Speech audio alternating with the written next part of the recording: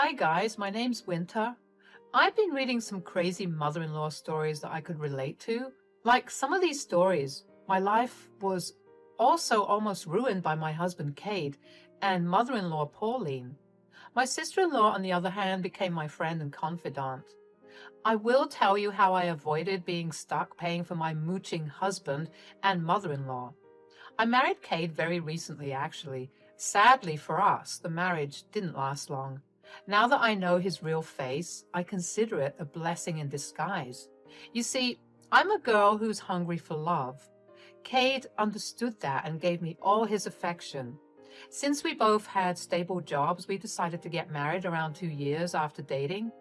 Yes, I know we rushed it, but I had no idea how fake Cade's love was for me. When I married him, I thought he had a stable job like me. After our marriage, I was hit with a horrible truth. Cade said, "Winter, since we're now married, I think you should know something. I've been hiding a secret from you." "What are you talking about, Cade? You are scaring me." "I'm sorry, Winter. I had been lying about my job to you for a while. Remember the last job I had? I got laid off just before we got married." "What? Why didn't you tell me anything? I thought you were not contributing to our expenses because you had some debt before our marriage." "No. Winter, it's not that. I should have told you this sooner, but I was ashamed. In my family, men who can't provide are looked down upon, so I didn't want anyone to know. Promise me you won't tell anyone." I was a little miffed by the fact that Cade waited so long to tell me. I should have seen those red flags and saved myself, but I was naive. I decided to support him while he looked for a new job. Well, he didn't start looking even 6 months into our marriage. What was worse was the fact that I was also stuck paying his mother, Pauline, a monthly allowance. Now, let me tell you something. This woman is horrible. She treats other women like shit and always thought that I was a gold digger.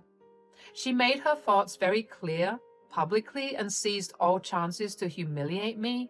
It didn't help that Cade never stopped her.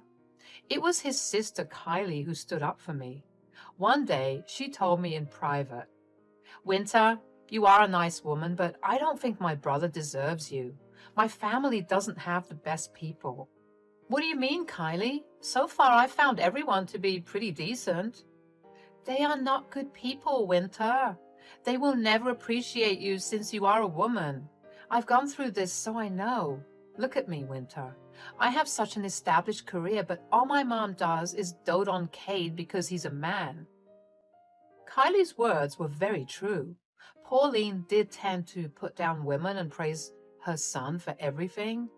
I had always wondered how she would feel when she knew that I was the one paying for her expenses.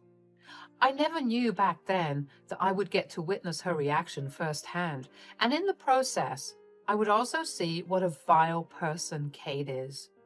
It all started at a family dinner which I was invited to.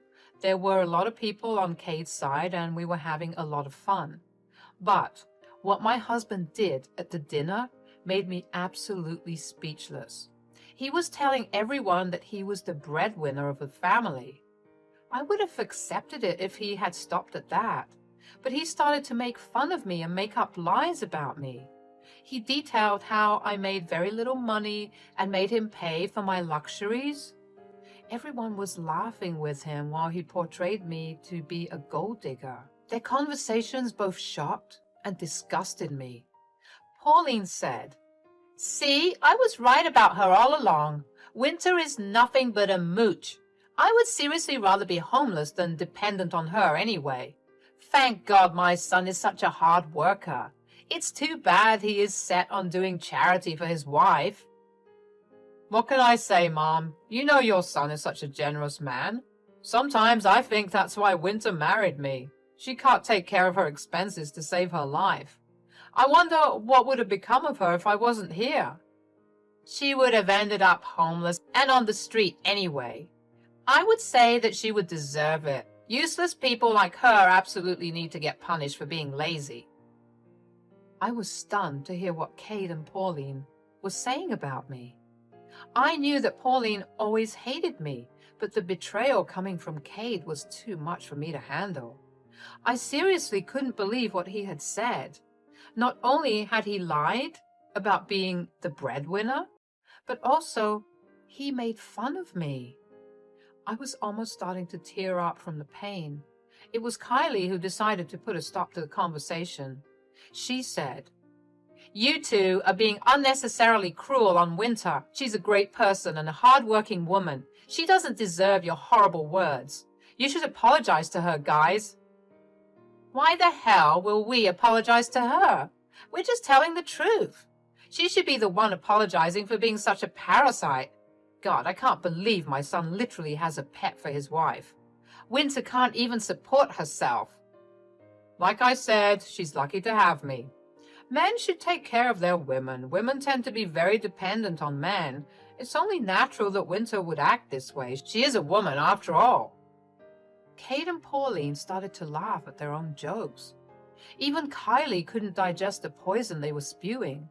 Since she was a hard-working woman herself, these comments also hurt her a lot.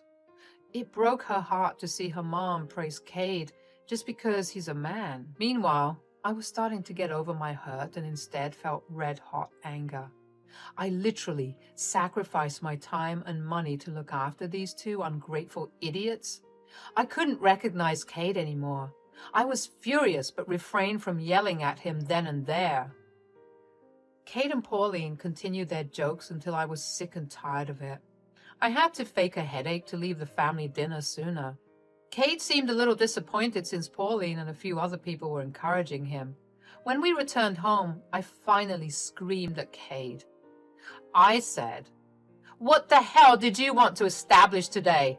Why were you saying those things about me? I am not a parasite who lives off you. It's you who doesn't work anymore." "My God, Winter, you need to chill out. It wasn't even that deep. You know the men in my family like to be a little macho. It would not do me good if people knew that I was unemployed." "So, you had to go out of your way to paint me as a parasite? You couldn't have just lied about your job? You put me down in front of the whole family to satisfy your ego. How do you justify this, Cade? Answer me."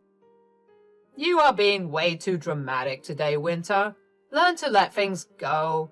You're spoiling all my fun. Now calm down and go back to sleep. It's been a long night." "No, absolutely not. I am not going to pretend that I was okay with what you did today. Hell, did you even hear what your mother said?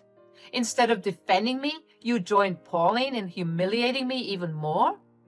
Leave my mother off this, Winter. You are the one who can't take some jokes and harmless teasing. You're simply blaming us for your insecurities. Now, let's go to bed. You have to go to work tomorrow. I have the luxury to stay at home and waste time. You can't do that." Cade said that and casually went to the bedroom to sleep. I was stunned by how nonchalantly he dismissed my feelings. Hell, he couldn't even understand why I was reacting this way. Even after being home alone with me, he wouldn't accept that his words were hurtful, and he was still defending his mother.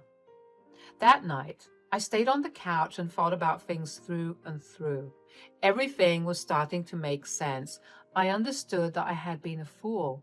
Cade and his mother used me to fund their lives, but they never held any feelings for me at all.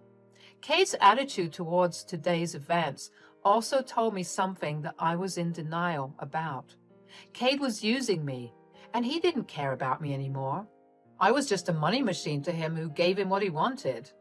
At that point, I knew that my marriage was becoming financially abusive for me. I knew that I needed to get out. The next day, Cade acted like nothing happened. It was like he had forgotten how he had insulted me the day before. I tried to talk to him about it again, but he kept shutting me down. I got so fed up that it was easier for me to make a decision. But before I did anything, I needed to call Kylie.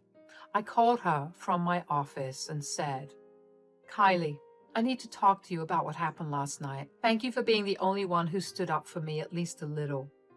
Oh, don't mention that, Winter. It was a weak attempt to try and stop them. Cade and Mom can get cruel when they want. It was wrong of Cade to insult you like that just because he's the breadwinner. Yeah, about that, Kylie. Cade has been lying to everyone about that one. He isn't the breadwinner, but I am. He left his job about 6 months ago. He hasn't told anyone. Oh my God! So he was lying to everyone? Does Mom know about this? Pauline had no idea that her son wasn't paying her allowance. It was me who was giving her money. Cade would never compromise his manly image even to his mother, so he's been lying to her as well. I can't believe these people, Winter. It's bad enough that I have to put up with them, but for you, it must be crazy. Yes, Kylie. I'm done being the ATM for Cade and Pauline. I have realized that Cade just married me for money. He knew I was hungry for love and would do what he wanted. Thank God I saw his true face before wasting many more years on him. Are you planning to do something, Winter? You can tell me. I'll try to help you as much as I can.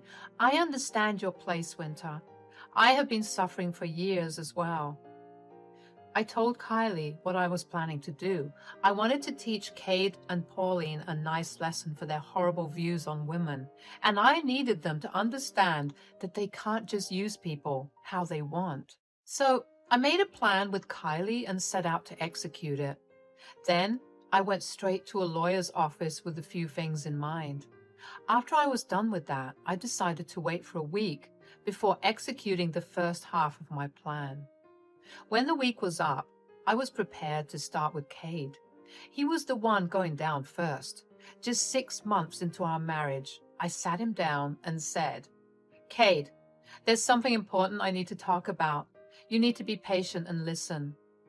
This better not be about that stupid family dinner again, Winter. It's starting to piss me off. You need to drop the issue and stop being dramatic. I hate dramatic women. Well, in that case, I have some good news for you, Cade. You don't have to be with me anymore. I have filed for the annulment of our marriage. What? No, you're joking with me. Why would you annul our marriage? You will want to know why, Cade. It is because of you. First of all, you lied about being employed and tricked me into supporting your mooching lifestyle. When I still try to communicate with you, I discover that you don't even care about my feelings anymore. Might I also add that you did nothing to protect me from your mother? Look, Winter, those were some minor inconveniences. We don't need to get an annulment just because of that. Then what is your plan, Cade? Want to string me along for a few years until you're fit to claim alimony from me? Those plans won't work anymore, Cade. I know exactly what kind of a man you are. You used me to support yours and your mother's life. In return, you gave me nothing but insults and shame. Cade looked at my angry form and immediately started to apologize for his actions. He understood that I was not exactly the doormat he had always imagined me to be. Instead, I was a woman who knew how to stand up for herself. As soon as he heard annulment, he realized that his human ATM was going to escape. So he started to plead with me. He had no idea what more I had in store for him. He said, Winter, please don't do this to us. We were so happy together. We don't have to destroy everything for a small mishap. You call this a small mishap? For days, I have tried to talk to you about your actions, Cade. You ignored me every time and got mad at me for bringing this up. Not once did you even apologize for being such a prick. Our relationship was good until you decided to trick me into supporting you and your mother. We can negotiate that, Winter. Look, I messed up and I'm sorry. There, I even apologized to you. Isn't that enough? I don't want your filthy apology, Cade. I'm done with you, and we are getting an annulment. Oh, there is another thing I forgot to mention. I pulled out some documents from my bag and handed them to Cade. He was very confused about what I was showing him. When he read the papers, he was in shock again. He started to shake and said, Is this? Yes, Kate. These documents are about our marriage annulment and your eviction notice. Since I informed you about the annulment, I thought I might as well give you the eviction papers too. No, Winter, you can't kick me out. I'm your husband. You can't just do this to me. Where is your attention, Cade? I already told you that I have filed for annulment. Are you deaf or blind? You won't be my husband for much longer. Please don't kick me out, Winter. I don't have anywhere else to go. You know, I can't tell Mom about me losing my job. That simply cannot happen. You had no problem lying to Pauline about your job. I'm sure you'll find a way. You know, make up a story or something. As for your mom, she will no longer get any money from me, of course. Since I am a generous woman, I'm letting you figure out a plan before the month is up.